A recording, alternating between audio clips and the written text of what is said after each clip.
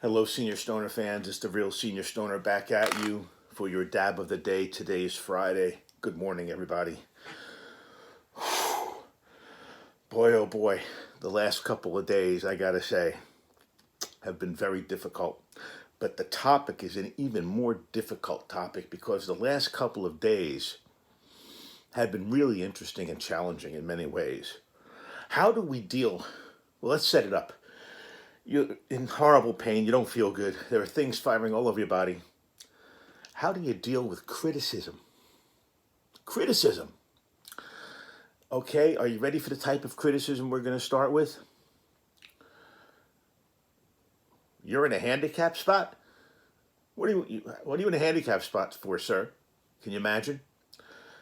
How about the criticism we get by people we even know? How about the criticism we get by people we love? How about the criticism we get that we don't even hear verbally but we know is there? Now, you could argue, say, that's paranoid thinking. Nobody's thinking critically about a person in our shape. Guess what? Everyone is. Don't take me wrong. They're not after us. They're not trying to get us. The critical thinking about us is as follows, and everyone thinks this. People who aren't us. Gee, is it really as bad as they say it is?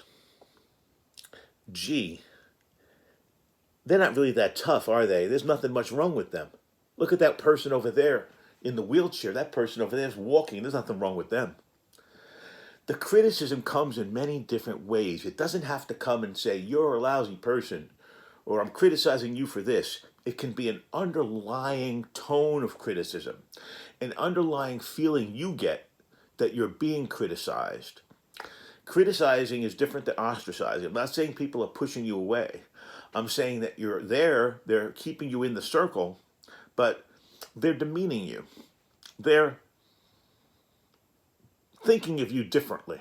Now, let's hold that thought for a second. Thinking of us differently.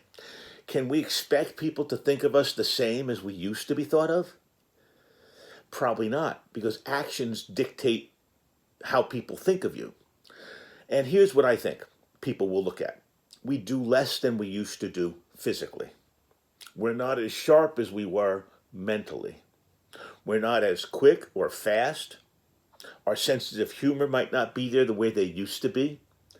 We might not smile and laugh as much as we used to because our inner demons are with us 7/24. When people ask us how we are, we have different answers than most people. We could be looked at possibly as antisocial because we don't respond in socially accepted norms for feeling good. People might think, what an asshole, because we don't say, fine, thank you, how are you? Well, guess what? Screw them. This is about you. You know, as you get past and through these holidays, you learn something very interesting. People are selfish. I'll say it again. People are selfish. Your family, your friends, selfish. Have you ever noticed when the holidays come and somebody's coming to visit? Let me give you an example of my own situation. My son will come to visit on Saturday. Hi, Dad, how are you? Mom, how are you? But we're not going to see him much.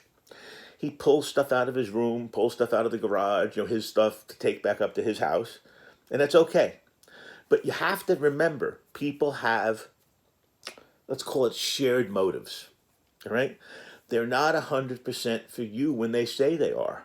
There's going to be a point. For example, if someone's 100% for you, oh my God, I'm going to be there no matter what, blah, blah, blah, all the great things. And you keep lumping on them and keep lumping on them and keep lumping on them and keep lumping on them. What are you lumping on them? Your bad stuff.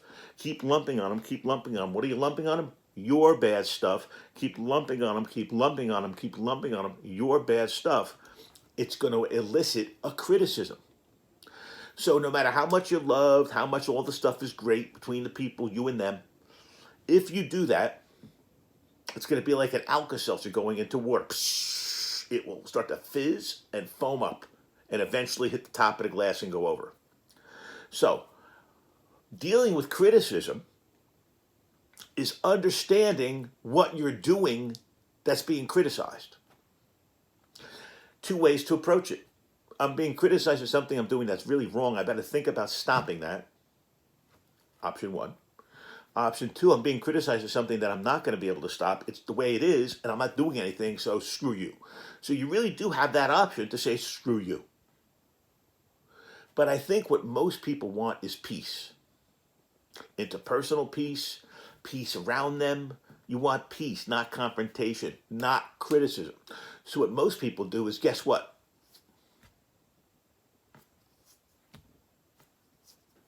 Thinking no news is good news.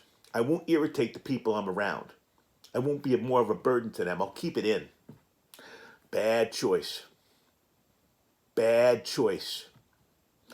Bad choice. Remember, it's about us, for you. Got to get it out. Can't keep it in. Got to get it out. You know, my sister, God rest her soul, had a great idea. She said we should invent screaming rooms. And I said, what? Screaming rooms. They actually have these things now where you can go and you can pick what you want to have. You can have a boss. You can have a spouse. You can have a male friend, female friend that you're going to rail at, yell at, even throw things at. They have rooms. They have places you can go and rent the room, and they tell you all these things you can do there. What a great idea. The shouting room, where you can go and scream bloody murder and no one's going to bother you for it. But no one's going to listen and no one's going to understand. So I think the reason we get criticized, many of the times we get criticized, is we're reaching out for help. That's right. We are reaching out for help and we just don't know how to say it. What's happened is our bodies and our minds have changed. And the communication is bad from our bodies to our minds. That's why the pain is so rampant all over the place. And then when we try to explain it, it's even harder and comes out even worse.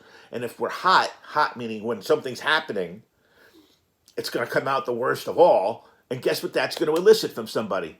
A criticism. Guess what we're being? We're being nasty. Stop being mean, Senior Stoner. Why are you being mean to me? I didn't do anything. Well, guess what? Senior Stoner's really not being mean to you. Senior Stoner's just getting it out. And you happen to be here. I'm so sorry. But you know what? That's going to elicit some heavy criticism from whoever you're with. If it's a spouse, a significant other, they're going to say, get the F away. I'm leaving this room. When in reality, you're not trying to do anything. It's just happening. So the criticism comes in many different ways for many different things. And we have to give ourselves a break in one sense. Truly. It's caused by us in many cases, but it's not our fault. I'll say it again. The criticism sometimes is caused by things we do or don't do. That provokes the criticism. But we are not doing it on purpose to be criticized. We don't want the criticism. We're just letting out or being who we are and doing the best that we can. And that steps to one last thing. The people who criticize us.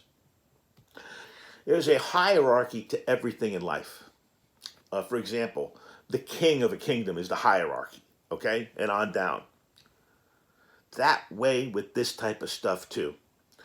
If the guy on the street you bump into says, you look awful, and he's a drunk, toothless bum, how much credibility or impact is that criticism going to have on you? Not so much.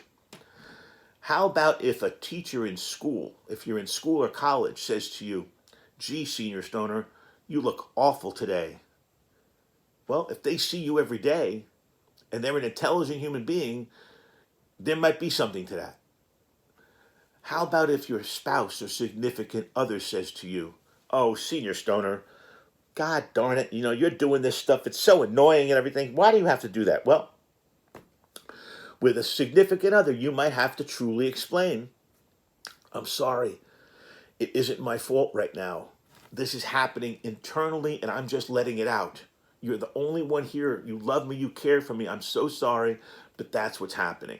So that criticism that's coming from them to you is more of a request for information than it is to shut you down. So you got to look at who's criticizing you to know how serious the criticism really is.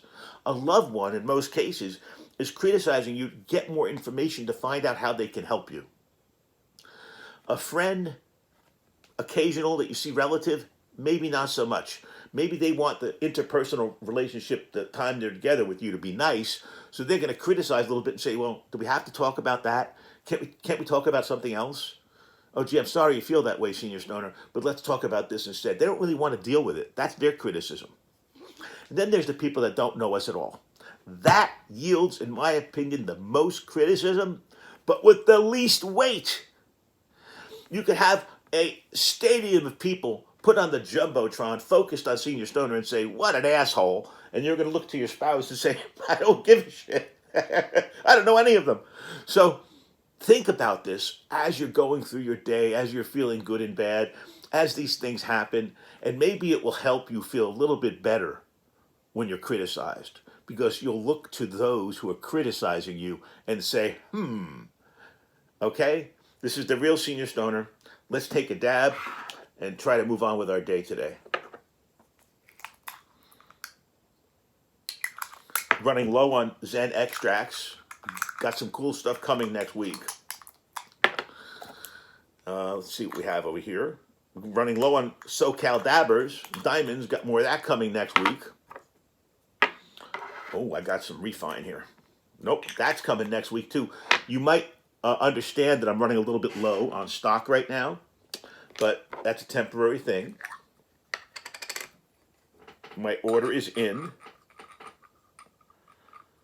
But let's go to the old faithful THCA crystals, my diamonds. And for you who like the Helix top, I'm going to be using the Helix top today for our dab of the day. Here we go.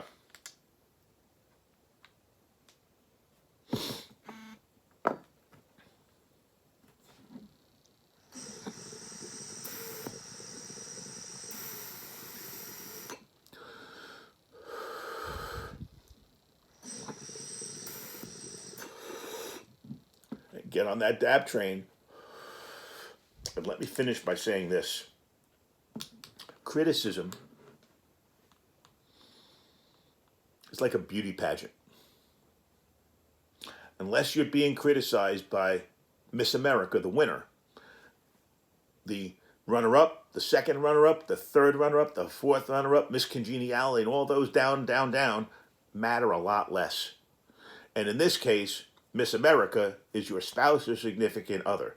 As you spread further out into the world, you're going to be criticized more. Invisible illnesses, it happens, people. We're nasty sometimes. We're not nice people. People are going to think we're assholes, but we're not. We're in pain.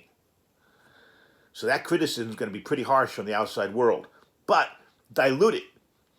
Dilute it 80% because it's people that don't matter. And then as you move back up to the line, to the people that do matter, that intensifies and that matters because they're trying to help us. So hopefully these different angles on being criticized will help us navigate our painful times when we're with other people.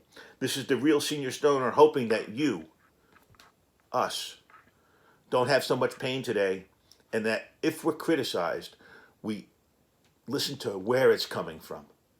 Not so much what's being said. The real Senior Stoner. Cheers.